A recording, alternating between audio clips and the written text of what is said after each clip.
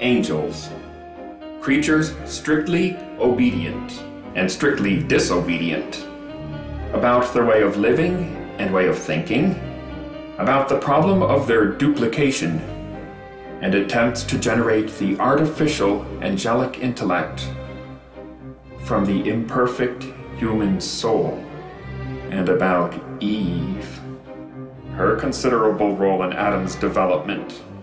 A treatise submitted in partial fulfillment of the requirements for the degree of Master of Arts, in no matter which field of study, written by a modest scholar who prefers to remain anonymous.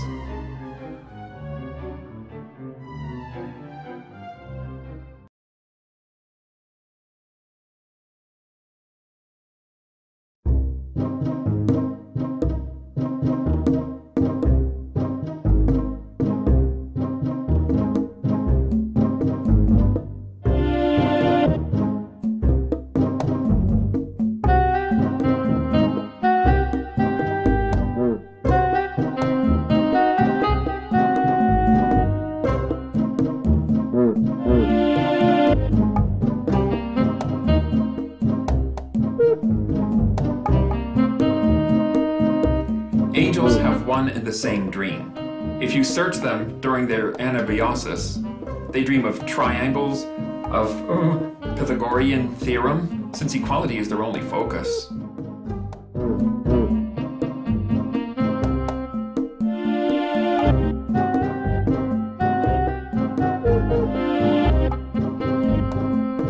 The fallen angel works with an individual, unlike the unfallen, who appeals to a collective.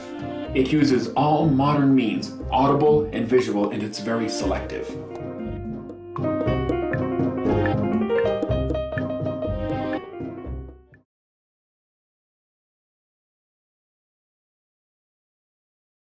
That poor serpent every morning encountered Adam with the same suggestion, to eat for breakfast the forbidden fruit instead of his sickly sweet banana. But Adam marched past without showing interest. The serpent was fed up with his role of recruit. He knew he'd get no sense out of Adam, who was programmed not to look at the fruit. But here, Eve appeared all of a sudden. Eve had no concrete goal. Unlike all other entities, she was determined to define her role in accordance with her own propensities.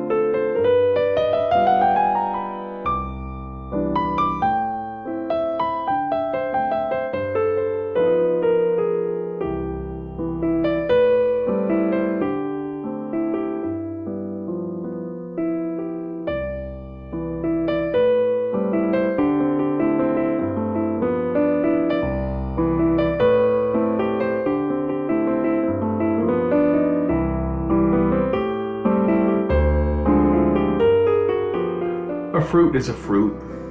If you have no taste, it really doesn't matter what's in your mouth. Eve was completely predisposed to digest her forbidden dessert, and that's what counts.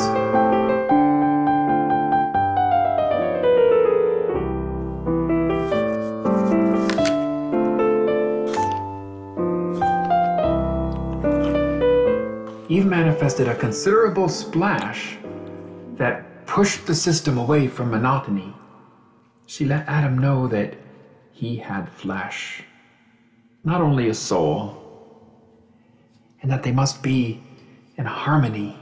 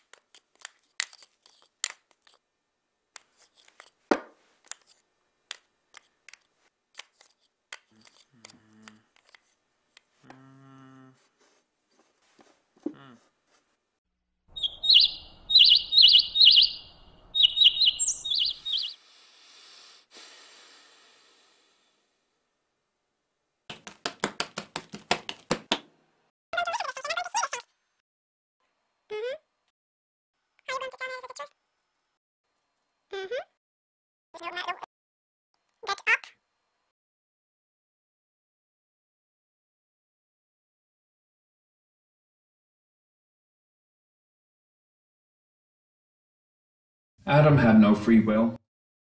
Whatever he enforced, he automatically fulfilled all expectations of his boss.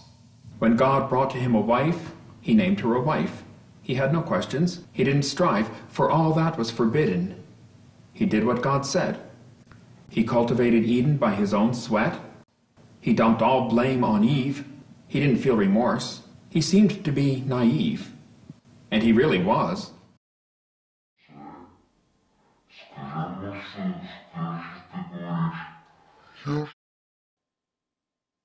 Stand up. Eve was the first one who experienced personally how it feels to be a daughter-in-law in Eden. Under the wing of God, she had only the privilege to break even. In that paradise, Eve never felt okay.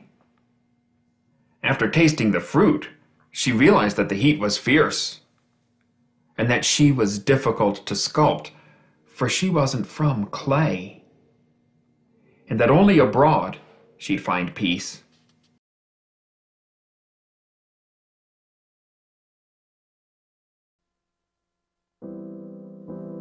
The true story of the fruit is the following. Man who gave up his well-being to obtain the knowledge from the tree of trouble didn't find the desirable meaning. The meaning is naturally above the fruit. The knowledge can be easily swallowed, but to find the meaning, one should get at the root. For that, the mind is required.